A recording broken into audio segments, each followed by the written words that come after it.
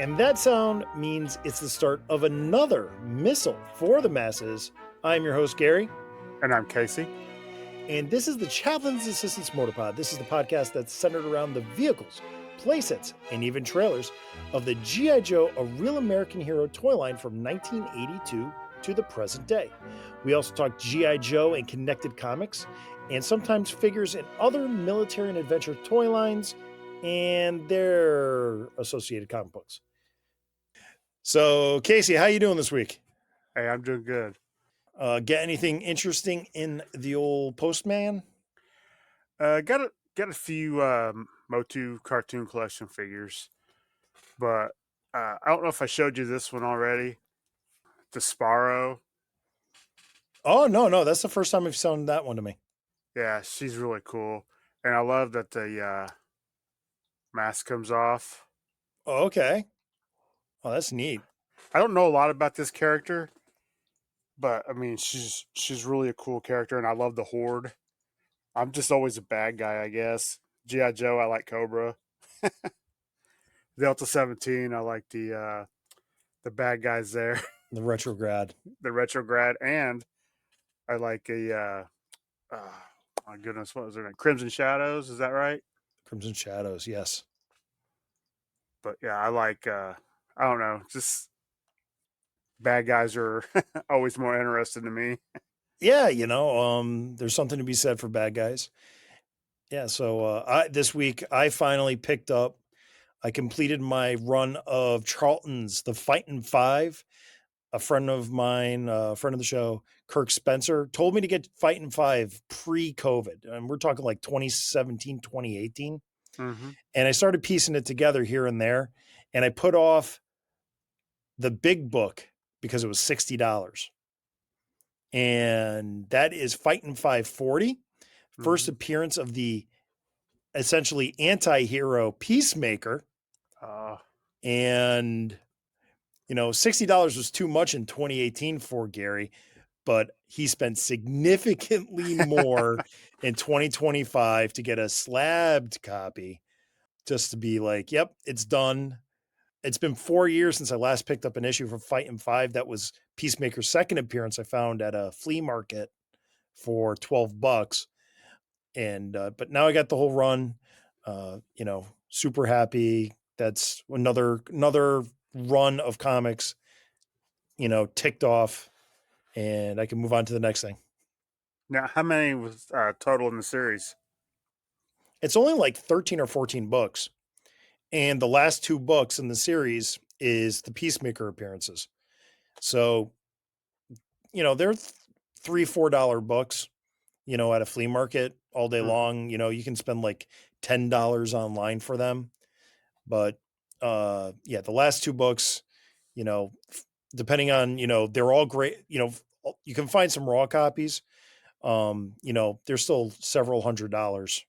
Yeah. And graded goes up, exponentially from there. For sure. Yeah, Charlton books are known for their lack of quality and how they basically were disintegrating back in the day. So I got a nice 6.0 mid-grade example. So I'm happy. I'm done. Moving on.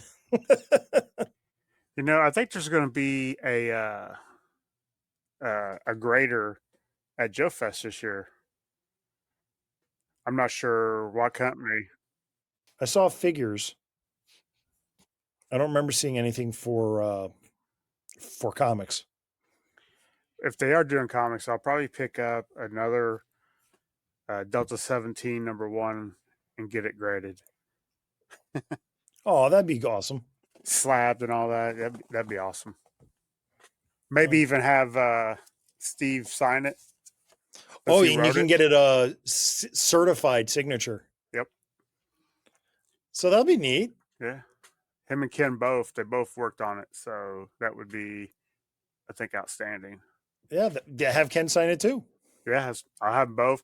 And if they are grading figures, maybe have them sign a Thunder Battalion or a Shepherd and go have that taken care of. Yeah. So that'd be cool. That'd be great for your Delta 17 collection. Oh yeah. Yeah, there's going to be a lot of people there. It's going to be you'll have your choice of doing a lot of different things. Yeah, I'm real excited. So, all right. So we're talking comics because this is a comic focused episode. We're going to Missile. We are talking Energon Universe October of 2024. Working our way through the backlog of Skybound by Image Comics, their Energon universe, their A Real American Hero universe, and it is time to do Energon universe. So October 2024. So titles included Scarlett #5 on October 9th. Also on October 9th, we had Transformers 13. October 16th, we had Destro #5. And October 23rd, we had Void Rivals #13. This is definitely a revisit. This is part of the plan for 2025 is to catch up at least on the comic side and get back on track. Casey and I are really excited to get back doing this. But Casey, leading us off with Scarlett #5's cover description. Take it away, Casey. All right, so I believe these are all cover A's that we're doing, and the cover Scarlet I really like. It's more the anime style, but as the comic went along, I kind of come accustomed to it, and it fits really well. But it's just a beautiful picture of Scarlet looking one way, Storm Shadow looking another, and this really nice Cobra sigil behind them in black and purple, just mostly in shadows. But it's a nice cover, not spectacular, but it's nice. It's definitely a symbolic cover. I agree with you. I like the Cobra emblem in the shadows, and I do Mm-hmm. like the side profiles of both Scarlet and Storm Shadow. This is the Marco Ferrari cover and Lee Luffridge.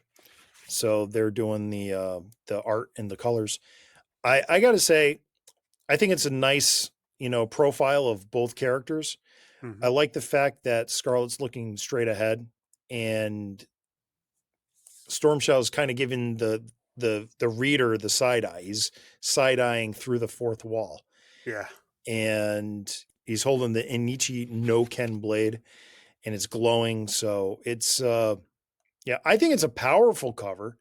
I don't maybe it's not like a cover that would be like super exciting, something that would draw you to the series, but I think it's a good cover. Yeah, it's very good. It's just I like covers with a lot of action. Yeah, and this is much more symbolic, statuesque. So, so Scarlet #5 is written by Kelly Thompson, with the artist Marco Ferrari, colorist Lee Luffridge, Russ Wooten, the letterer, Ben Abernathy, the editor, Andre Juarez, the logo and publication design, and Jillian Crabb, production. So we're picking up Scarlet issue #5. Storm Shadow has the Enichi no Ken, the Sword of Life. And the first thing he does is somebody goes to strike him, but he counterattacks with the sword and basically slices right through them. And you get this gory view of looking through the attacker, as the attacker was, I think the term is laterally bisected or diagonally bisected. Fantastic frame. And Jinx is there and starts to talk to Storm Shadow, and then immediately the Cobra helicopter launches a missile, looks like a rocket propelled grenade, and blows up the building. So now we got rubble, we got Cobra troopers now invading the high rise, and the Rashikage need to escape, but coming into the building is none other than Cobra Commander himself with his troops. They fire upon Storm Shadow, Jinx, and Scarlet, and a bullet tags Scarlett as she pushes Jinx out of the building. But of course, as they're falling, they parachute to safety. They float down to the ground and then they disappear into the pedestrians walking around. The city streets. They turn into the pedestrians, they just grab some clothes, they blend in. And then we get Scarlett in a little, I know the Spanish term is bodega. I don't know what the Japanese term is, but she's in a little, diner. Mm-hmm. And then Snowjob comes to meet her, to pass her a note, and to try to bring her back.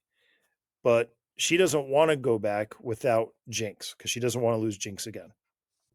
We go to the Rashikage stronghold, and Storm Shadow, Jinx, and Scarlet present the Sword of Life to the Hard Master, and then the Hard Master gives the sword back to Storm Shadow, and Storm Shadow lifts the sword to be the future of the Rashikage. And as they're all chanting and shouting Arashikage, you see the energy coming from the Sword of Life, which I would say at this point, it's pretty clear that this sword is made or forged from Energon. And that concludes the Scarlet miniseries. I really like how Marco Ferrar draws Cobra Troopers. I think they look really good. They look like, to me, a cross of the Cobra Viper / the Cobra Trooper, and then also that comic pack Cobra Trooper with the gas masks from like the mid 2000s. Yeah, I think he did a really good job there. Yeah, I think this book wrapped up. Actually, it's weird. There's plenty of action, Mm-hmm. and it seemed like a very quick read. It was. But a lot happened, and everything flowed. You got your 20 pages of story, but it was a lot to look at, a fair amount to read. And, I think Kelly Thompson with the plotting of this book actually did a really nice job tying it all together in this final issue. Yeah, I was not crazy about the Scarlet series first couple, but I mean, really finished up strong. Yeah, I gotta admit, this book to me was kind of uneven, but this last issue is one of the stronger ones. Mm-hmm. And now we gotta wonder, is she going to show up in the Joe books because she's off in Japan? Yeah, right. And by the time by the time we get to it, we might have the answer to that one. But I just like the art. I know it's anime inspired, and there's like a couple of things that are tropey with GI Joe, especially the last 15 years, 20 years. Is to do Ninja Book with like anime inspired art, but you can't knock with what works. No.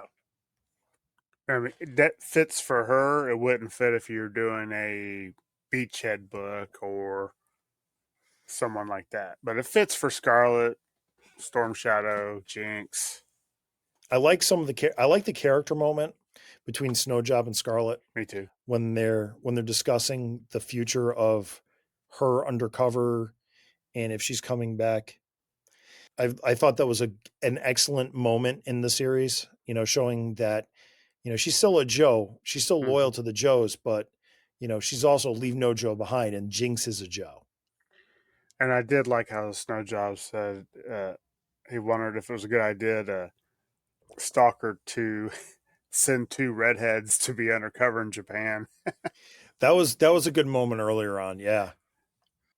One thing I liked in this book was I liked the use of the Comanche helicopter, Mm-hmm. which was a prototype that never made it to full. It was supposed to replace the Apache, and but they found a way to use it with the Arashikage. So I was actually happy to see that. Yeah. Okay. Do you think you should rate the book and rate the series? Sure. We'll do book first, series after that. Yeah. Yeah, okay. So what did you think of the book? The book I would give a 4. I'm right with you. I agree. I think it's a 4 out of 5 book too. So where would you think the Scarlet series was on a scale of 1 to 5, 0 to 5? 3. I'd give it a 3, which is better than half. Yeah. I have to agree with you. This book, I liked it, but it's kind of hard when if you're not like, doing a podcast, if Right. I'm not chomping at the bit to talk about the book, that's not a great sign. Yeah. Uh so I would say yeah, this whole series was 3. It was unfortunately it was better than average but not, spectacular. It, So, it was no Duke or Cobra Commander. yeah, Cobra Commander, there was something yeah, Cobra Commander was very easy to talk about. There was excitement. There was like, yeah, we got to totally do this. But yeah, this book, like it ended on a high note, Hmm. which I think is important to say. But and it is important for the overarching GI Joe storyline that is continuing on. But we also haven't dealt with the ramifications as of yet, present day in the GI Joe comic. Yeah. All right, well, we're going to move on to Transformers number 13. Cover A is by Daniel Warren Johnson and Mike Spicer. You want to take us away? Well, it's got my favorite Transformer, Starscream. He's looking a little worse for wear. Looks like fire's being rained down upon him. Looks like one eye's out, arms jacked up. Looks like his wings are tore off. He's had a bad day. Yeah, it's definitely, you got that like acid rain or lava rain falling down on him. Yep. I agree. This is a great cover by Daniel Warren Johnson. It's probably one of my favorites. Yeah, for sure. I'll take us in on the plot synopsis, and we'll start with Daniel Warren Johnson, the writer, Jason Howard, the artist, Mike Spicer, the colorist, Russ Wooten, the letterer. We got Ben Abernathy, the editor, Andre Juarez, the publication design, and Ashby Florence, production. This book begins with the fight between Soundwave and Starscream. And Soundwave is really wrecking Starscream, cutting him across the torso and throwing him off a giant cliff. But we then flash back to basically the origin of Starscream and his journey to becoming a Decepticon. Starting with being friends with Jetfire and another bot called Genvo or Genvo. What do you think, Genvo or Genvo? I would probably say Genvo. Okay, so Genvo is a Decepticon already, Hmm. and he's kind of like he's painted the same or colored the same, almost yellow as Bumblebee. Yeah.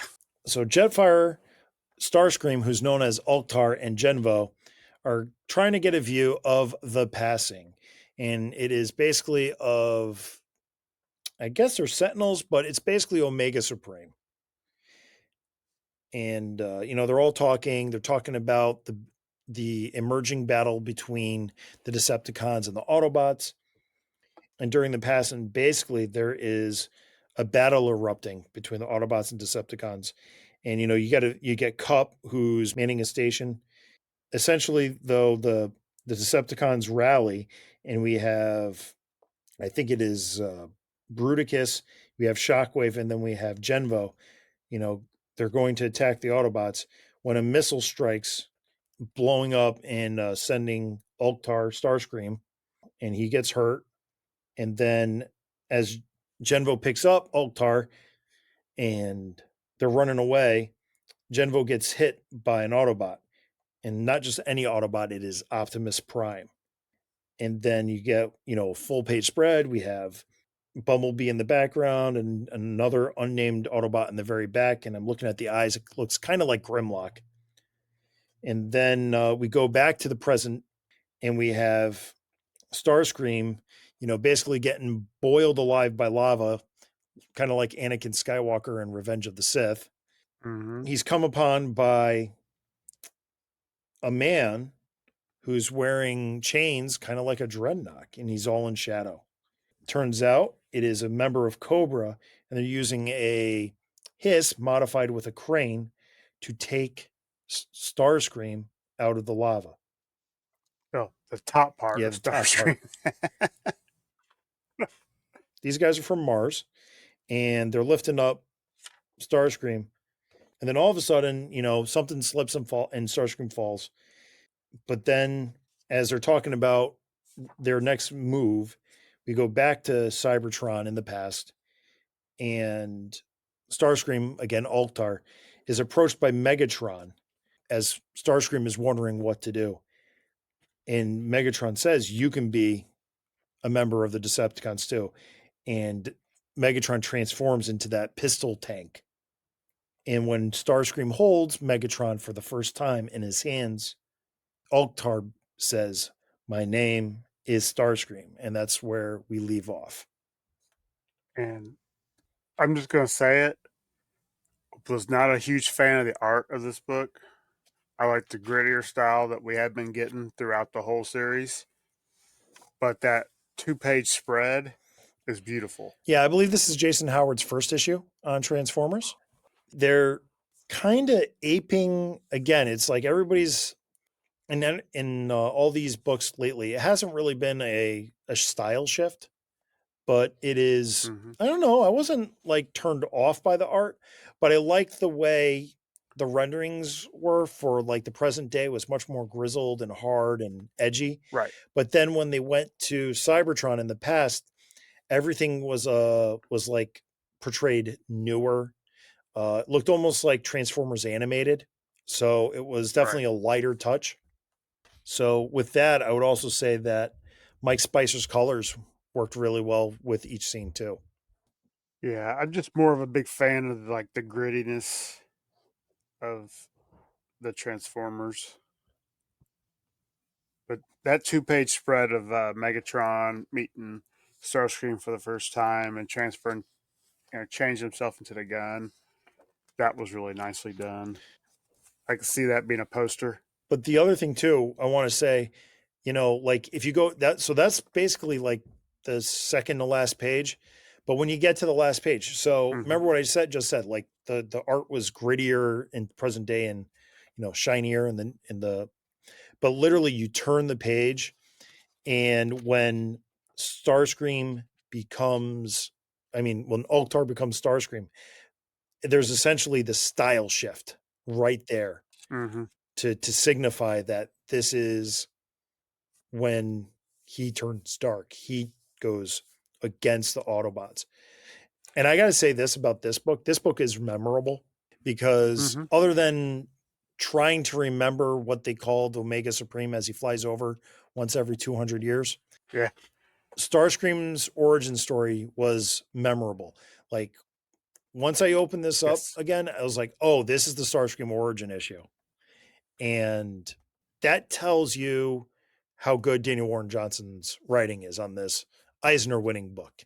I'm gonna miss him when he leaves Whoever takes over for him has some mighty big shoes to fill. because I've never been a Transformers guy, but I look forward to this comic every month. Yeah. The other thing, so you pointed out that you really enjoyed the 2-page spread of Megatron. I Mm-hmm. really enjoyed the 2-page spread of Omega Supreme flying over, you know, Genvo That and was good. yeah. Yeah, that was really good. And to go back, I like the moment when 2 pages later he's flying away and they're all like starstruck. They're all like, "Oh, did he see it? Did he see me? Did he wave? He waved at us. He waved." Yeah. So it was just a great character moment for all of them. And then immediately the tone of the book of hope and camaraderie shifts into that of essentially terror and what's happening, and Genvo got shot and Genvo's dead. Yep. Jetfire left to go do his thing. So Starscream had no friends left. Yeah, yeah, because I think Was that when Jetfire went to basically the Void Rivals? Yeah, he was going to search for Energon, I think. Yeah, so I think we're basically covered this book. So this was issue 13. This is essentially the first part of the third trade. So so keeping that in mind. So what did you think of the book, Casey? Scale of 0 to 5. I'd give this one a 3.5. Okay. I'm gonna say this was like a 4.25 for me. Just because I Yeah, remembered what this book was about when I picked it up. yeah. I mean, I just reread it today and I enjoyed it, but I guess I'm going off of the first 12. And if I'm comparing it to those, it's a 3.5 to me because the first 12 has just been fantastic. Now back to G.I. Joe. That brings us to the third book. Running right through, we're going to Destro number 5. And Casey, cover, please. Well, we got Destro beating the crap out of the twins, and it looks like explosions all around them. There's smoke, guns firing, some little action trying to stab Destro. It is, he's taking them both down though. Destro's pretty tough, and as he learned, you only have to hit one of them to hurt both of them. Oh, yeah. This, as the final chapter of Destro, is written by Dan Waters, the writer, Andre Bresson, the artist, Adriano Lucas, the colorist, Russ Wooten, the letterer. Cover A, as described by Casey, that was by Andre Bresson and Adriano Lucas. Ben Abernathy's the editor, Andres Juarez, logo and publication design, and Richard Mercado production. This book opens up in Mars Industries HQ with the twins talking to Cobra Commander, telling him that Destro's bats were utter failures. But after they basically walk away from Cobra Commander, they walk into the boardroom or the I guess whatever you want to say, Destro's, or whatever the head office is. They walk in, The CEO's office. Destro's there again. You got some fire going around the pit. Destro is there waiting for them, catching them by the surprise. And next thing you know, a firefight has started when Scrap Iron uses a bazooka to blow his way into Mars Industries HQ. And as the twins launch their counterattack with his tanks, Chameleon is there to disable them with an EMP pulse. With all this going on, Destro is like, Cobra Commander, you have aligned yourself with these new people. And Cobra Commander is like, yeah, I'm keeping my options open. But that all that means is that Cobra Commander is egging both of these two factions, the Crimson Guard and Mars Industries, against each other to a final battle. Destro figures out, yes, you hit one twin, you hit them both. And then, Mercer makes his appearance disguised as a Crimson Guard and basically being the first one into the armory. He's able to hold them, he puts them to a standstill, keeping them away from all the weapons. And Chameleon helped him out too. The twins attack Destro with a rope, and Destro reacts by pressing the remote, activating the bats. As that's going on, Chameleon calls an overkill as backup to eliminate the Crimson Guard with the drones. At this point, it is utter chaos. Destro breaks free, and he again, using fisticuffs, beats the Crimson Twins. At the end of the battle, he forgives Tomax and Zaymot and calls Overkill off. So at that point, Destro proposes a truce between himself, the Crimson Guard, and Cobra Commander, regains control of Mars Industries, kicking everybody else out. We end with dinner between Astoria, aka Chameleon, and Destro launches a nuke, and it looks like blowing up Overkill. But then we get to the epilogue, and we get Darklon entering the tomb of Family Destro. but because of essentially Darklon's betrayal of the family, he heats up a mask and puts it on Darklon's face for him to scream. And then we get the piece of Cybertron entering Earth's atmosphere as Cobra Commander and his troops watch on. All right. Any opening thoughts, Casey? I'm a big fan of this book. I don't know if it's because Destro is one of my favorite characters, but I've been thoroughly enjoying this miniseries. I felt there's a lot of action. If I have one knock, and I don't say this lightly, but the art's not great. I mean, better than me, so I really can't complain. But I couldn't. Can you imagine this story with a better artist? I think it'd be like one of the greatest books out there.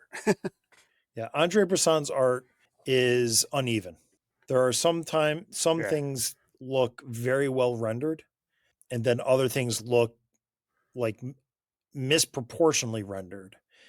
And I think part of it is the fact, again, that Skybound's doing, the artist is doing their own inks, or the colorist is doing the inks. It's not something, I think, there's some sins that could be taken care of by having an inker over the art, just as a second set of eyes. Because like the first panel is perfect example. Tomax, or is it Zaymot? Because you can't see the scars. So it's probably Zaymot is talking to right. Cobra Commander, and Zaymot's hair and face look kind of just a little off. But then you look in Cobra Commander's awesome, and then you have the snake armor in the very background look perfect. So yeah, I agree. I think it hasn't helped the book. But his tanks are pretty good. Yeah, and I like the fact that he painted his tanks red. So Yeah, that's a great thing for Lucas to do that, because that's like the crimson hiss versus the regular yeah. black hiss. But another shout out, I still think uh, Lucas's colors on this book have been fantastic. I like the way that he's done all the reflections on Destro's mask. So I mean, he looks really good. But on page 2, you have that nice close up of Destro's face, and it's just so unnerving. And maybe that is what he was going for when you see the clean teeth, the clean white teeth underneath the helmet. Yeah. Daddy's home. That's what it said. Casey, the other thing about this issue, you must have loved all the action. I mean, this was basically Oh, I did. Yeah. Like I said, I thoroughly enjoyed the book. It's like, I mean, some of the comics that I've loved in my life, mostly it's because of the writing. You can get away with some decent art as long as the story's really good. I remember this from a letters page in Marvel's G.I. Joe years ago. You don't notice great art, but you do notice the art when it's not to your aesthetic. And this book is Yeah. a perfect example of that. But it's still a good book. I still think they do a great job of packing the first, 2/3 of this book with action until you get to Destro's forgiveness of the Paoli twins. Really good storytelling there. And then it wraps up in a couple pages with, essentially maybe blowing up Overkill. I mean, you don't know. I mean, it's, Overkill's a AI, so we don't know where, the AI program really is. You get a little matrixy and Yeah. stuff on that. But then, but then he also makes sure to include a little bit of Cybertron to remind the reader that this is all connected. Do you have anything else you want to? No, I mean, a lot of action. Like you said, the colors were really good, so that helped. Good story. Yeah, and the only other thing too that I want to make mention is this book's really gory as well. There's a lot of blood. It's not Cobra Commander gory. Yeah. but it's gory. I don't know. I just, with Overkill being called in for one last use, and then I think this series to me started like mid, but then it grew on me Uh-huh. as I reread it, especially as I reread it. But at the end, I was much more engrossed in the story at the end. Another strong finisher. Yeah. Do you want to give the book a scale of 0 to 5? I'd go 4. I think the story's really good. I think it carries it. Yeah, I'm going to say this was 3 3/4, 3.75. So this is the last issue of Destro. What would you give it for the whole series? I would stay with a 4.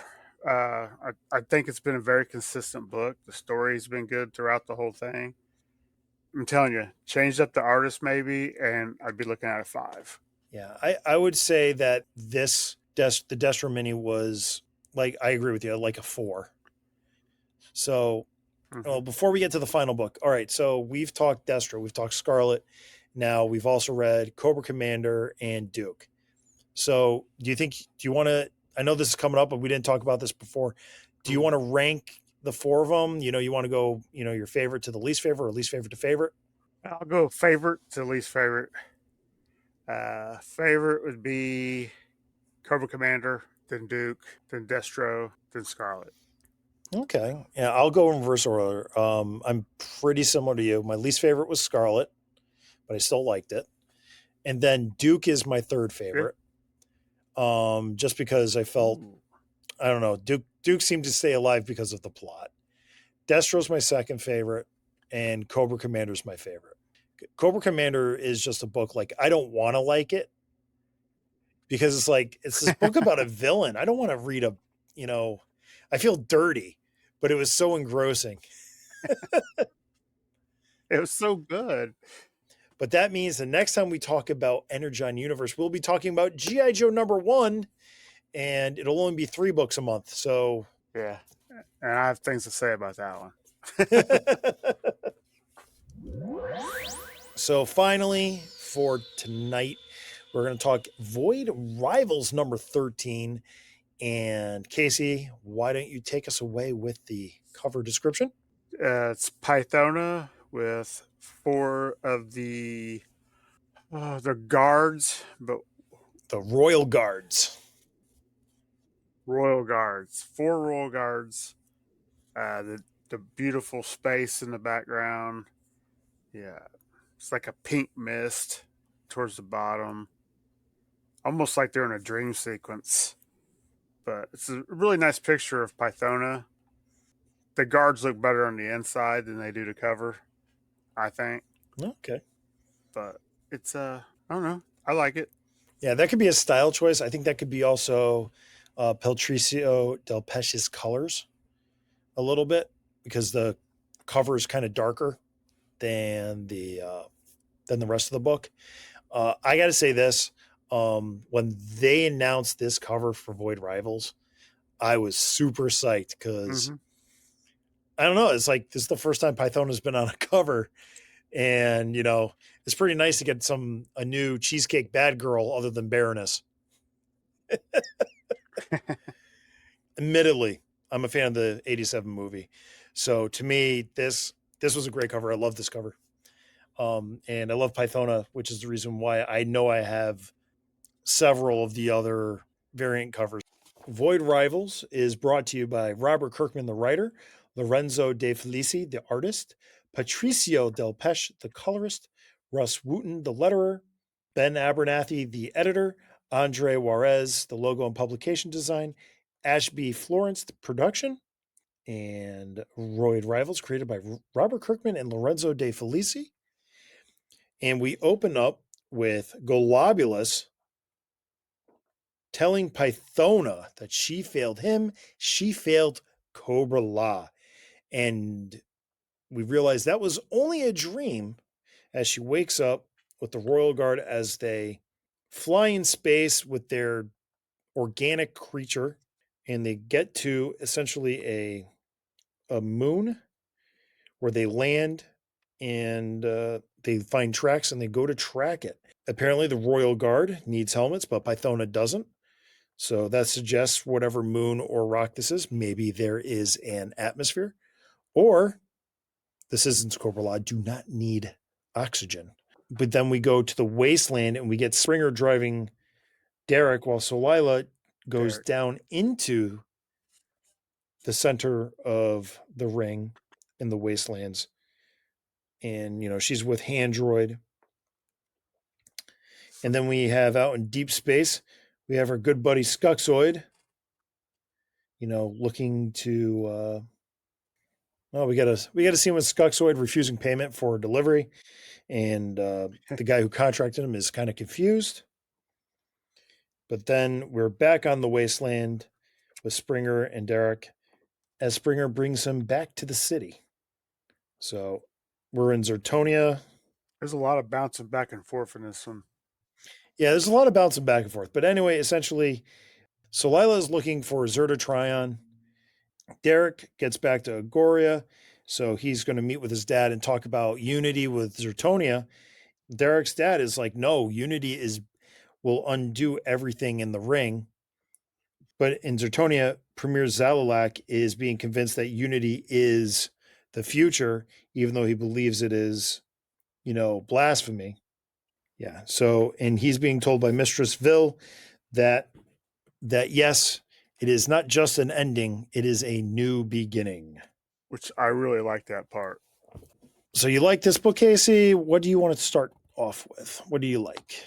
I guess when I read it, I know Pythona was asleep, but I kind of felt like this was like a communication between Globulus and her. It wasn't just a dream, but I probably just, read it wrong.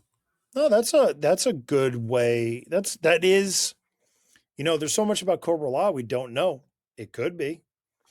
They could be so advanced that they can telepathically communicate across light years. There's so much about Cobra La that's just out there. It's also unexplored. Yeah. I don't know. It's a great way to do a comic. As we discussed, there's a lot of jumping around, but it kept the story moving. Like 3 things going on at once. This is issue 13. This is the start of another trade. Kirkman, to me, is one of those masters of doing an issue by issue series and also writing for a trade as well. Casey, you've read The Walking Dead too. And he's able to do these 6 issue arcs. And it's also, I think, important to note that in today's, comic cycle of the way these things are written and the way these things are produced. I just got to go out and I'll start off. I love the art. I think Lorenzo De Felici is one of my favorite comic artists out there, just because his style is very European, which fits because he is. But I think, his rendering of aliens of both, organic and metallic nature is, consistently very good. His cities are amazing. Just the backgrounds, all the just you feel immersed in, like when you're on one planet, you feel it, another planet, you feel that. I'm not doing it justice, but I really like his art. I mean, I think this is, a great jumping on point for the book. You don't really, it gets you up to speed, sort of. You just got to be able to read everything and take it all in, because Kirkman does not, write down for new readers. He makes it accessible, but his books, you do need to take in the whole page to get everything out of it. I don't like everything he's done, but everything he's done well. Yeah, I've never read Invincible, so I only have Void Rivals and Walking Dead as a reference. Yeah, Invincible is, there was the tagline, it's the greatest superhero comic book ever, and I think it is. my favorite. It's my favorite superhero book of all time. But that said, he was with Lorenzo De Felici with Oblivion Song, which was okay. It wasn't my favorite, but it was a good. I read the whole thing. He was with Chris Samney on Firepower, another great book. But he also did a book called Die Die Die, which wasn't really my favorite. I wasn't feeling that book, but it was done well. So what he was trying to accomplish, I think he did. It was just not my taste. But yeah, this Void Rivals, we've said it before. It started slow for both of us, but I'm invested in the characters now. Me too. This book, especially this issue, there's a lot more political, back and forth. So this is not, Yep. I wouldn't say this is the big, explosive action-packed issue you're looking for, but it's a good setup, political motivation book, and it kept me intrigued. Yeah, it's just a well-rounded book, and I think doing a great job. So, all right. Void Rivals 13, Casey, what do you give it? I give it a solid 4. All right. Yeah, I'm going to be a little less than you. I'm going to be a 3.5 on this book. Although, I mean, I got to say the first 2 pages art with Globulus and Pythona are off the charts awesome. I would buy prints of either one of those pages. For sure. Yeah. And that concludes this Missal for the Masses. This has been the Chaplain's Assistance Motorpod, and thank you for listening. The Chaplain's Assistance Motorpod is hosted by Spotify for podcasters and is also found on many of the other popular podcatchers like Apple Podcasts and Good Pods. And anywhere, if you're listening to this, you already know where to listen to this. Please like, share, review, comment, or otherwise interact with them, as it only helps to improve and grow this podcast. For more Chaplain's Assistance Motorpod, you can find me on social media at Chaplain Joe Pod on Facebook, Instagram, and X. Or you can send an email to chaplainjoepod@gmail.com. And if you want to get a hold of me, you can get a hold of me at podcastfromthepit@gmail.com. If you want to watch us, we do a live stream every Saturday morning, 8 a.m. Eastern time. And we have Instagram and Facebook. In a fun Facebook group, it is. It's really good. And is it okay if I plug another show real quick? Forum's yours, dude. All right. Everybody, Joe Hunter 73 has started putting out videos on YouTube. Real good guy, and he's covering the catalogs, and it's pretty interesting. It really brings me back to being a kid, looking at the catalogs, getting the figures and stuff like that. But if you could check him out. Yeah, Wes is a great guy, and having another voice in this community sharing what he finds joy in, yes, we should support him and watch him.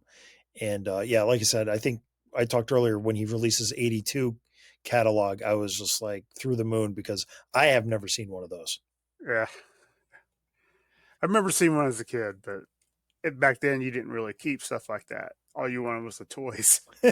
Yeah.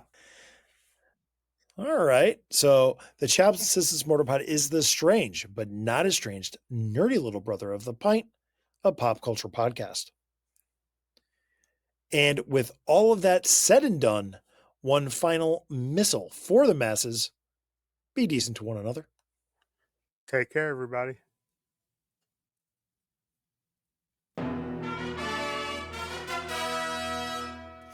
And we're going to go into episode 1. So, episode 1. The Phantom Menace.